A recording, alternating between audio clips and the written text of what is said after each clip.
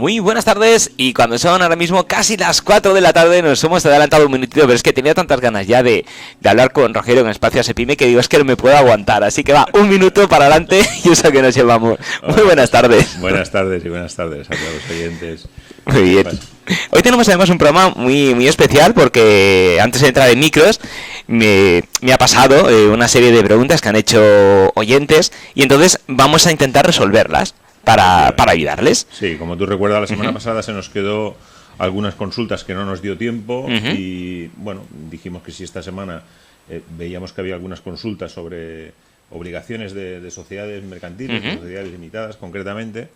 Y bueno, pues parece ser que han habido bastantes consultas y yo sí vamos a hablar de bueno, pues las dudas que surgen en relación con las sociedades en cuanto pues a los trámites de la Constitución, las obligaciones contables y mercantiles que tienen, toda la contabilidad que deben llevar, qué libros son obligatorios inscribir y no en el registro, qué libros a efectos fiscales, pero yo pienso, claro, son obligaciones hay de todo tipo, fiscales, mercantiles, contables.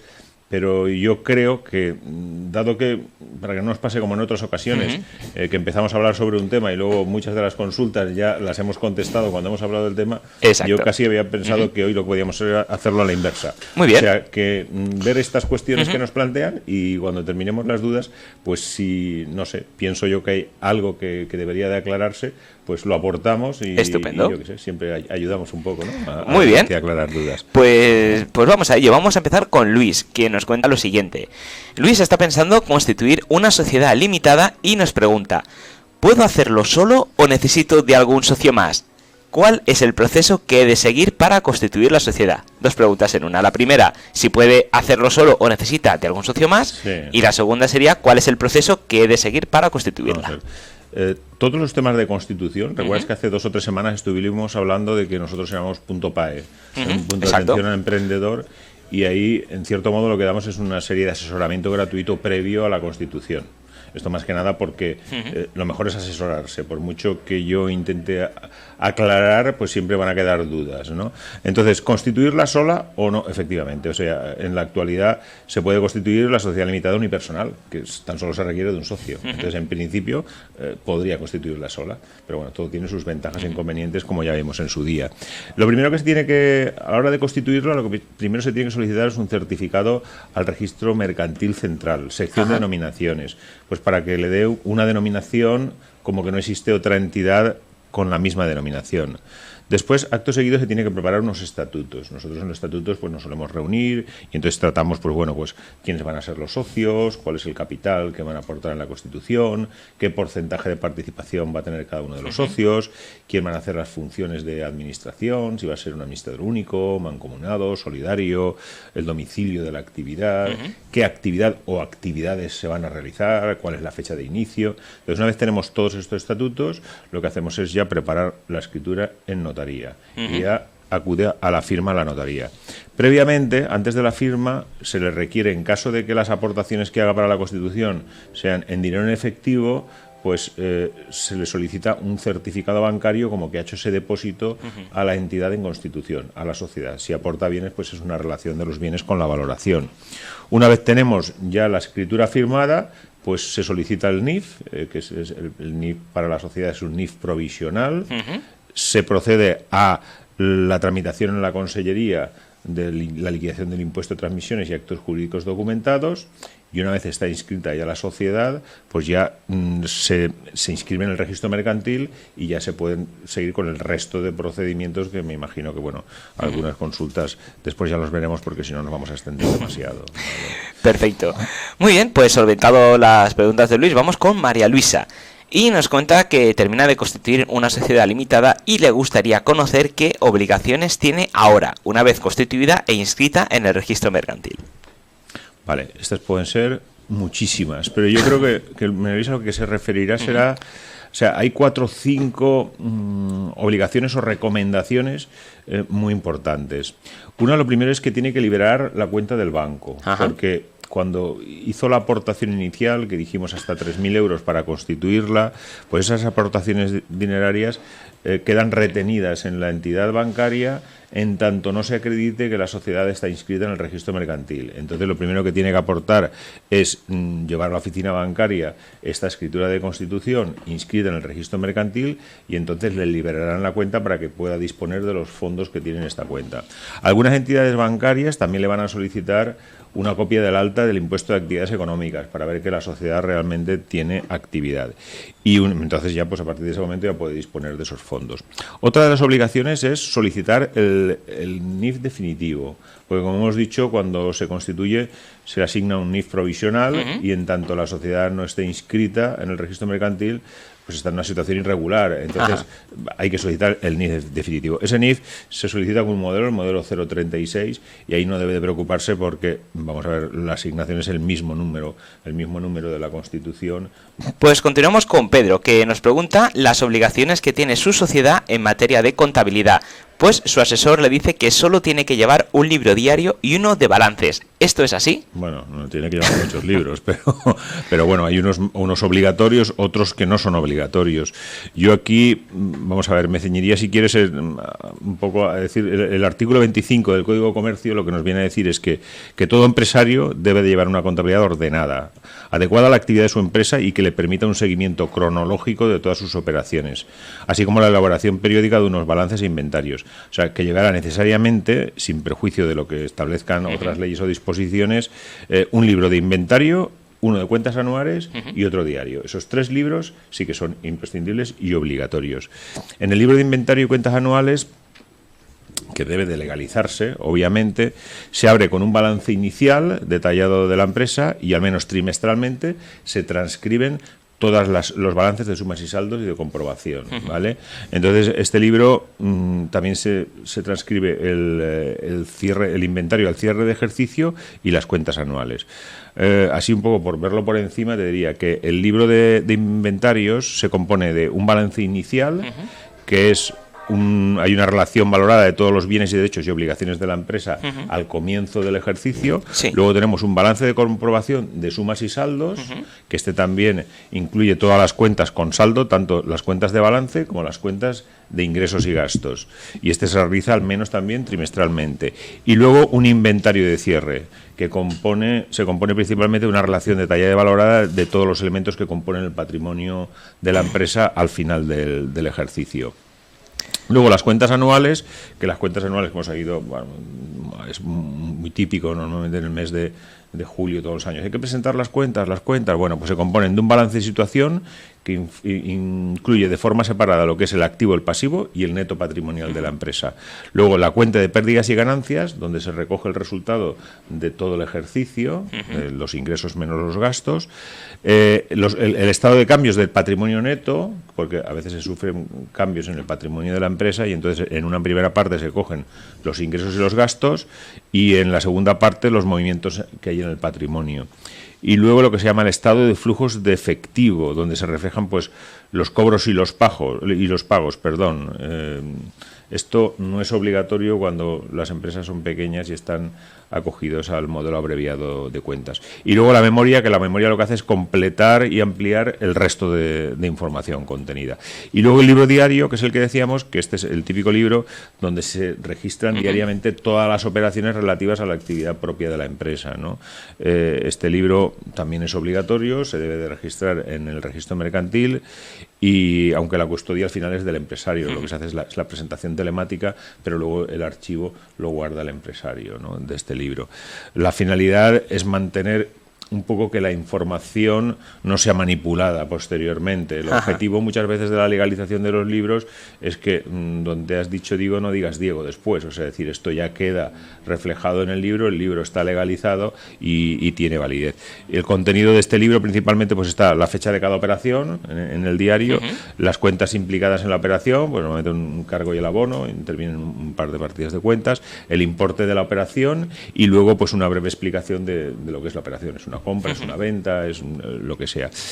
También se permiten a veces en este libro anotaciones de forma conjunta, cuando las operaciones no sean superiores a un mes. Pero bueno, lo que hemos dicho, al final estamos hablando del inventario de cuentas anuales y el diario. Esos sí que son obligatorios, aunque hay muchos más libros, que algunos no son obligatorios, son auxiliares, pero también se tienen de llevar, ¿no?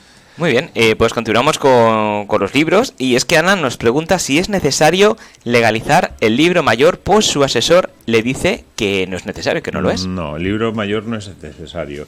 Es recomendable llevar un libro mayor, porque en el libro mayor es útil para llevar un control del saldo de las cuentas. El libro mayor, por decirlo de algún modo, por ejemplo, supongamos el libro mayor de la cuenta de un banco, pues este libro mayor de la cuenta del banco lo que nos refleja es pues las entradas y las salidas del banco. Sabemos el dinero que ha entrado en el banco, pues por cobros, por lo que sea, por intereses, y la salida, pues por pagos a proveedores, a acreedores. Entonces, normalmente en el libro mayor pues se detalla un poco el concepto de la operación, un poco lo que hablábamos, lo que va al debe, los cargos y al haber, los abonos, y luego el saldo de la cuenta. Entonces, lo que nos permite es una información, más información que en el libro diario, porque en el libro mayor tienes información puntual de cada cuenta en un momento determinado y puedes saber el saldo que tiene esa cuenta, ¿no? En él se pueden ver, como te decía, todos los movimientos que se ha tenido a lo largo del ejercicio y en un momento puntual, ¿no? Entonces, bueno, no es obligatorio legalizarlo, pero sí que es recomendable, ¿no? Bueno, es importante tener todas estas cosas en cuenta, porque claro, luego cuando tenemos que constituir esta sociedad limitada, pues nos puede venir un poco el despiste y decir, ostras, esto lo tengo que hacer, lo que no tengo que hacer, y luego pasa lo que hemos comentado alguna vez, que cuando por desconocimiento no haces una serie de procesos, luego a lo mejor las consecuencias son mayores que haberte asesorado antes. Las sanciones y demás por incumplimiento, sí. Bueno, si tenemos alguna pregunta. Sí, tenemos aquí la pregunta que nos cuenta Pedro, que nos habla sobre la obligatoriedad de legalizar el libro de socios y actas. Vale, sí, estos dos libros son obligatorios. En el libro de actas es donde se recogen todas las actas de la sociedad. Este viene regulado por el artículo 26 del Código de Comercio. Y ahí viene a decir que todas las sociedades mercantiles deben de llevar uno o varios libros de actas, depende, en las que se hacen constar al menos todos los acuerdos tomados por las juntas generales y las juntas especiales, ¿no? Y bueno, y si hay otros órganos colegiados en algunas sociedades, pues también se reflejan ahí. Y ahí se expresan los datos relativos a la convocatoria, a la constitución del órgano, un resumen de todos los asuntos que se tratan, las intervenciones que se han solicitado, los acuerdos adoptados y los resultados de todas las votaciones, ¿no? Además, las actas deben de ir firmadas y se deben de legalizar en el registro mercantil. Actualmente las actas se legalizan junto con las cuentas, porque antes habían unos libros que se legalizaban en blanco de actas y ahí se tomaban nota de las actas, pero en la actualidad estas actas se incorporan dentro de los libros de contabilidad cuando se presentan todos los años en el registro mercantil. Y en sí el libro de actas recoge, pues eso, todos los asuntos tratados, las convocatorias, como te he dicho. Y luego el libro de registro de socios, en él se declaran todos los socios de la sociedad, así como la participación que ostenta cada uno. O sea, qué porcentaje tiene cada uno de los socios en la sociedad. Si ha habido alguna transmisión, alguna venta, alguna compra por otros socios. Este libro es obligatorio principalmente para las sociedades de responsabilidad limitada, para las sociedades limitadas laborales y para las sociedades de garantía recíproca, ¿vale? Y luego hay otro libro que es bastante desconocido y es el libro de contratos. Las sociedades que son unipersonales, recuerdas que al principio hemos dicho que podían ser sociedades limitadas o sociedades limitadas unipersonales. Como es un único socio, que es el único socio de la sociedad, pues todos los contratos que se celebren entre la sociedad y él deben de reflejarse en este libro también, para que quede constancia. Y ahí se deben de cumplir determinados requisitos que vienen regulados por el Real Decreto Legislativo 1 del 2010. Entonces, principalmente son estos tres libros, ¿no? Lo que decíamos. Muy bien. Continuamos con Javier y nos pregunta si tiene obligación de legalizar libros de IVA. Bueno, los libros de IVA, aquí tenemos 4 libros principalmente: facturas emitidas, facturas recibidas, bienes de inversión y de operaciones de exportación e importación, que son principalmente de todo lo que se llama intracomunitarias, ¿no? Entonces, en sí estos libros no hay obligación de legalizarlos, pero sí que hay obligación de llevarlos porque a efectos de IVA nos los puede reclamar la administración, ¿no? Por ejemplo, en el libro de facturas recibidas es un libro donde se anotan todas las facturas que recibe la empresa. Se pueden también anotar los documentos de aduanas y demás, y se refleja, pues por ejemplo, el número de recepción, la fecha, el nombre y apellidos de quien ha emitido esa factura, la base imponible, el tipo impositivo y la cuota. O sea que ahí viene reflejada todas las facturas que recibimos, se tienen que ir. Tienen que ir numeradas y ordenadas correlativamente por orden cronológico, ¿no? En este libro también se reflejan los autoconsumos, cuando uno de su actividad hace un propio consumo para sí. Esto no lo hace casi nadie, pero bueno, también debería hacerse, ¿no? El autoconsumo. Y a su vez también puede hacerse un asiento global de todas las facturas de una misma fecha. A veces por comodidad, porque hay quien tiene muchísimas facturas en una misma fecha, pues se hace constar el número inicial y final de las facturas recibidas asignadas por el mismo destinatario, ¿no? Y siempre que provengan del mismo proveedor, y la suma total de la base imponible y la cuota total, siempre y cuando el importe del conjunto de todas las operaciones, IVA no incluido, no exceda de los 6.000 euros, ¿vale? O sea, se pueden agrupar todas. Y el importe de cada operación no supere los 500 euros, ¿vale? ¿Qué más? Si se admiten, como te decía, los asientos o anotaciones por cualquier procedimiento, o sea, se podrían incluso hacer, como antiguamente era muy típico hacerlo, en hojas separadas y después encuadernar las hojas y llevar a este libro los resúmenes. Pero tiene que haber, cuando tú en el libro haces un asiento resumen, tiene que haber algún libro auxiliar, como pueden ser estas hojas, que te sirva de soporte para ello, ¿no? Luego tenemos el libro de facturas emitidas. Aquí lo mismo, aquí se detallan una por una pues todas las facturas o documentos equivalentes que se haya expedido por el sujeto pasivo. Y aquí lo mismo, aquí también se detallan pues el número de la factura, la fecha, el destinatario, la base imponible, el tipo impositivo y la cuota, ¿vale? Y aquí también pues el tema de los autoconsumos.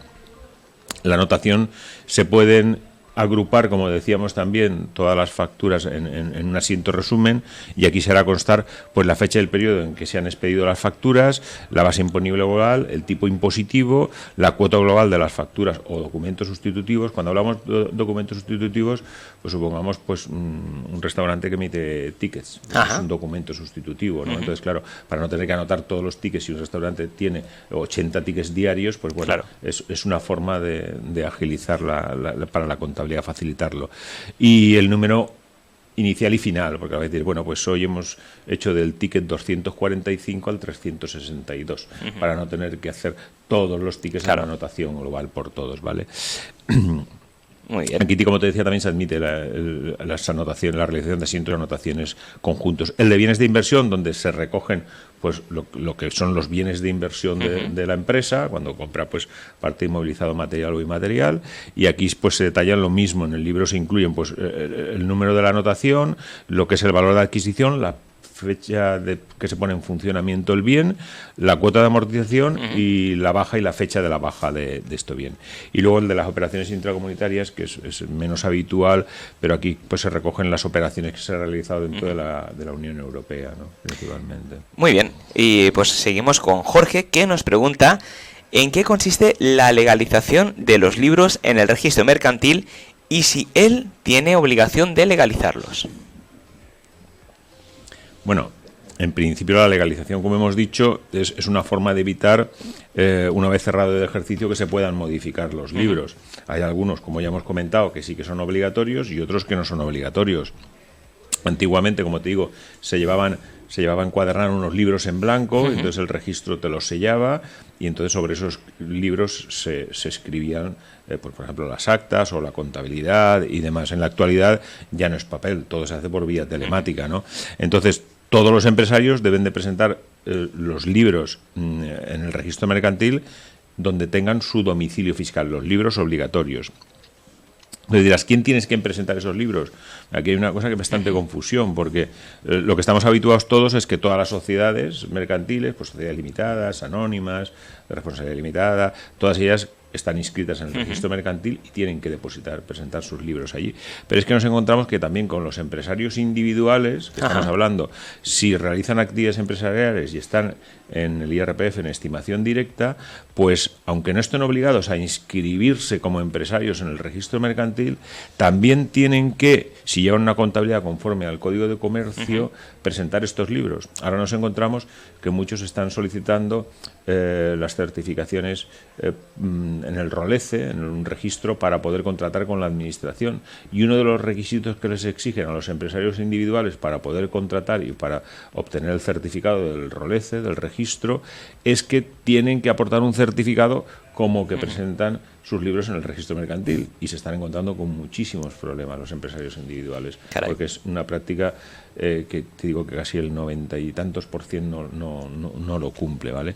Y luego también están obligados quien con arreglo al Código de Comercio estén obligados a llevar una contabilidad con arreglo al Código de Comercio por partida doble, pues estos también tienen que presentar sus libros, pero estos son principalmente estos.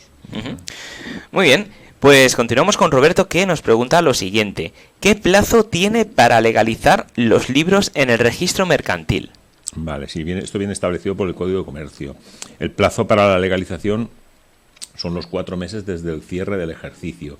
Normalmente, casi todas las sociedades, como el ejercicio coincide con el año natural, pues bueno, pues tenemos desde el 1 de enero hasta el 30 de abril, estos 4 meses. Dentro de esos plazos hay que presentar los libros para su legalización. Muy bien, y continuamos con Paula, que nos pregunta qué libros tiene obligación de legalizar en el registro mercantil. Vale. Entendemos que estará hablando de una sociedad limitada, por lo que hemos dicho antes.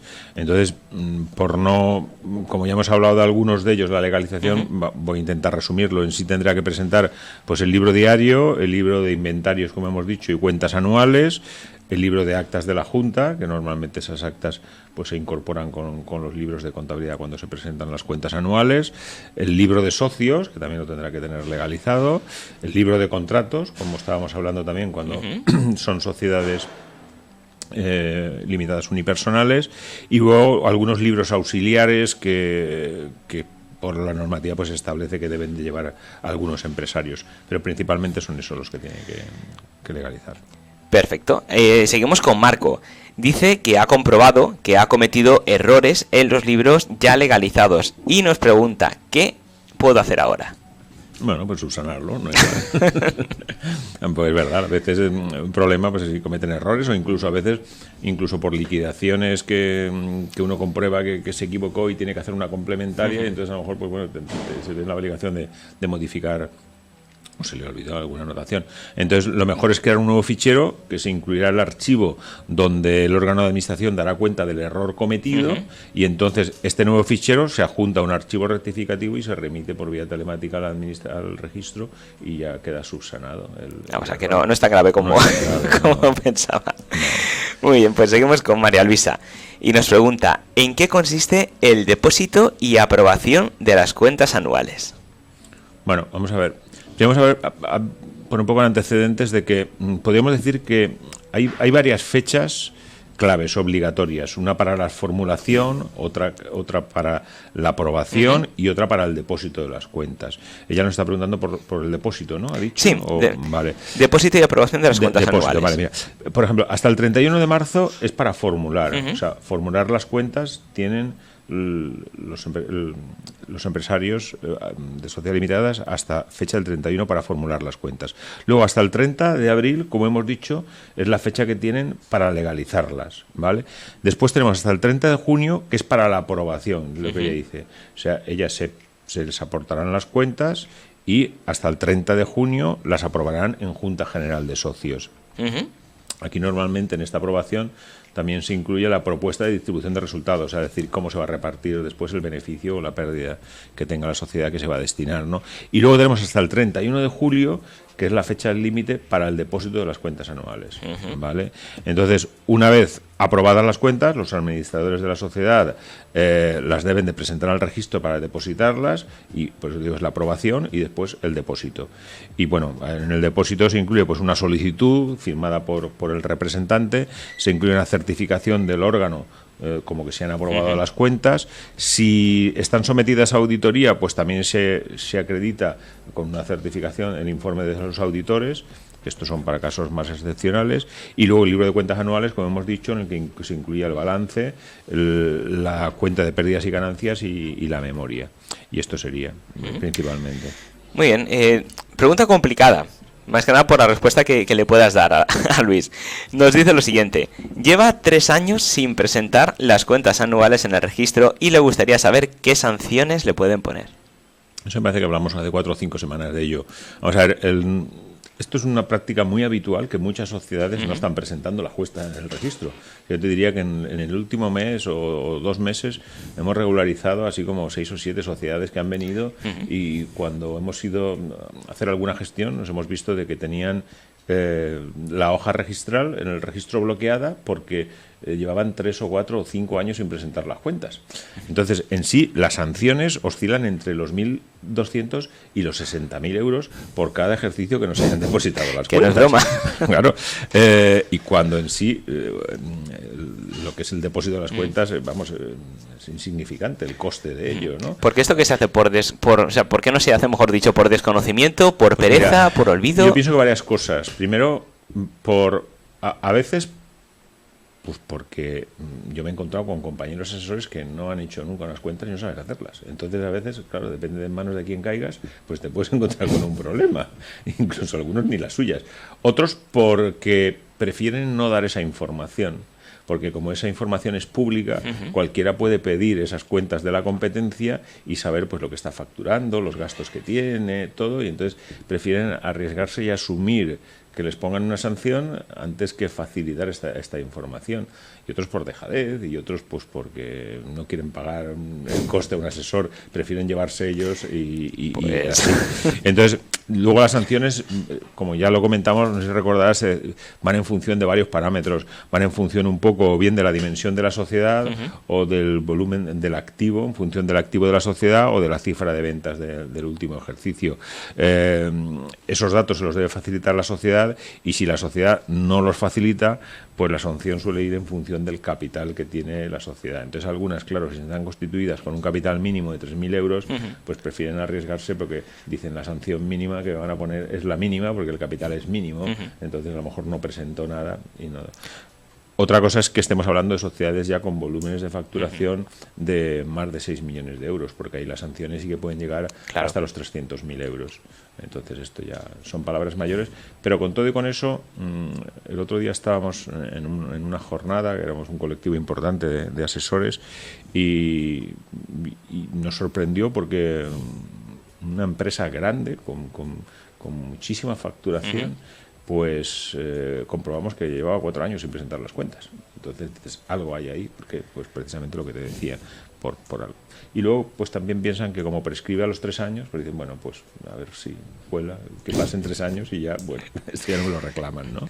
Claro, o sea que si no has presentado las cuentas, tienes 2 opciones: o te esperas escondidito a que pasen 3 años y prescriba, o las presentas, lo haces bien y ves un poco las sanciones que te puedan. No, pero yo te digo, nuestra experiencia, porque es el Instituto de Contabilidad y Auditoría de Cuentas el que pone las sanciones, y nuestra experiencia es que hemos regularizado muchísimas, y la verdad es que no, si se ha regularizado, es algo voluntario, que no es que te hayan requerido, no han puesto ninguna de nuestras empresas sanciones. Hay que decir, entonces a veces nosotros lo recomendamos, y te diría que prácticamente, yo creo que el año pasado se nos quedó una empresa por no presentarla, pero por dejadez de ellos, porque por más que nos tienes que firmar, que tienes que venir a la firma, nada, no apareció, pero en sí todas las hemos presentado. Hay que decir que es una forma, si no es que al final muchas veces es el propio contribuyente el que se complica en la asistencia, o sea, es que ya si estás incumpliendo tú, ¿qué esperas? Pues antes o después vas a tener una sanción, ¿sabes? Pues a presentarlos y ya está. Vamos con Sofía, que nos pregunta cuál es el proceso que se sigue en el registro mercantil. Bueno, pues una vez se presentan los documentos en el registro, el registrador tiene un plazo de 15 días para calificarlos. Entonces aquí puede suceder 2 cosas. Si no se aprecia ningún defecto, se practica el asiento en el libro y el depósito de las cuentas, y nos lo notifican y ya está. Pero si se aprecian defectos, se hace constar y se le devuelven a la empresa para que lo subsane. Entonces estamos en lo de siempre. ¿Se puede subsanar o no subsanar? En caso de que no se subsane, pues podríamos incurrir en lo que hablábamos, en las sanciones entre 1.200 y 60.000. Entonces, yo digo que como cambian muchos años, pues es muy habitual que a veces requieran subsanaciones, pero son subsanaciones que vamos que se atienden en el plazo de una semana y siempre se quedan ya calificadas y dentro de inscritas las cuentas, depositadas las cuentas, ¿vale? Y no hay ningún problema. Muy bien, y continuamos con Pedro, que nos pregunta ¿qué obligaciones tiene su sociedad en relación con la seguridad social? Bueno, pues una vez la sociedad ya está dada de alta, en el plazo de un mes debe de notificar al administrador de la Seguridad Social, debe de tramitarse el alta. En principio, el alta del administrador, que puede ser, dependiendo del porcentaje de participación que tenga en la sociedad, pues o se dará en el régimen especial de autónomos, que recordarás que ya comentamos el otro día que no se podía acoger inicialmente a esta tarifa plana de 60 euros al mes, o se dará de alta en el régimen asimilado o en el régimen general. Esto va a depender un poco del administrador, del porcentaje de participación que tenga, ¿no?, en la sociedad. Y luego, pues dar de alta a los trabajadores, típico, pues dar de alta a los trabajadores en régimen general, solicitar la inscripción de la empresa, comunicar las altas, modificaciones y bajas de todos los empleados y, bueno, hacerse cargo del pago de los seguros sociales. Esto, bueno, pues podría ser interminable, hay tantas obligaciones más que tienen, pero bueno, eso sobre la marcha, en la medida en que van surgiendo dudas, pues se van solucionando, ¿no? Estupendo. Pues yo creo que antes de terminar podríamos hacer un breve resumen de sobre todo las dos primeras cuestiones, porque veo que la gente estaba mostrando bastante interés con esto y era un poco el recalcar y volver a responder si al constituir una sociedad limitada puede hacerlo una persona sola o necesita algún socio más. Pero recuerdas que dijimos las sociedades limitadas actualmente pueden ser sociedades limitadas o sociedades limitadas unipersonales. Entre las unipersonales, que se requiere de un único socio. Muchas veces ese socio no tiene por qué ser persona física, a veces es una persona jurídica, y te encontrarás con que unas de las grandes empresas que vemos a veces que facturan miles de millones, es decir, miles de millones, pues resulta que son sociedades unipersonales, porque están constituidas por otras sociedades, ¿no? Pero bueno, la sociedad limitada unipersonal, un único socio, lo que hablábamos, el capital social mínimo, que son 3.000 euros, que pueden hacerse aportación de capital o aportación de bienes. Los trámites, porque hemos dicho, primero la solicitud en el registro mercantil central de una denominación para que no haya otra sociedad que tenga la misma denominación. Después preparar los estatutos, en las que se hará constar, como hemos dicho, pues los datos de quiénes son los socios, el porcentaje de participación que tiene cada uno de ellos en la sociedad, el objeto social de la sociedad, el domicilio, la fecha de inicio y cierre del ejercicio, bueno, y cuántos pactos más, si el administrador es único, solidario, mancomunada, hay un consejo de administración. Después se habrá una apertura de una cuenta en un banco provisionalmente donde se depositará el dinero para la constitución de la sociedad. Se firmará ante notario la escritura de constitución, se solicitará el CIF provisional, se liquidará el impuesto de transmisiones y actos jurídicos en la consellería, y acto seguido ya se inscribirá en el registro mercantil la escritura de constitución, y con eso ya decíamos que tenemos la parte inicial para poder empezar a operar ya, y luego la segunda fase, que es cuando ya pues daremos de alta en la actividad económica que vaya a realizar la sociedad, solicitaremos el CIF definitivo cuando ya tengamos la escritura inscrita, que como hemos dicho, pues normalmente pues está del orden de unos 15 días inscrita en el registro mercantil, y ya pues a dar de alta pues al administrador y a los trabajadores, que el centro de trabajo y muchas más cosas, ¿no? Perfecto. Bueno, y para evitar sustos, despistes, olvidos, lo mejor, como siempre, es acudir a profesionales, a dejarse asesorar, y creo que tengo a mi lado a una muestra de ello, con lo cual recuérdanos dónde podemos localizarnos. Bueno, pues nosotros ya lo saben, nos tenéis para localizarnos muy fácilmente, buscáis asepime.com, asepime con Y, y en nuestra página web, bueno, pues tenéis nuestros domicilios, nuestros despachos y el teléfono, el 96 351 49 19. Y bueno, ya sabéis, como Punto PAE, el servicio de asesoramiento inicial ante la duda de si constituir persona física, sociedad, unipersonal o no, bueno, pues un servicio que prestamos como Punto PAE gratuito. Estupendo, pues muchísimas gracias, un placer como siempre, y nos vemos el miércoles que viene. Vale, hasta la semana que viene.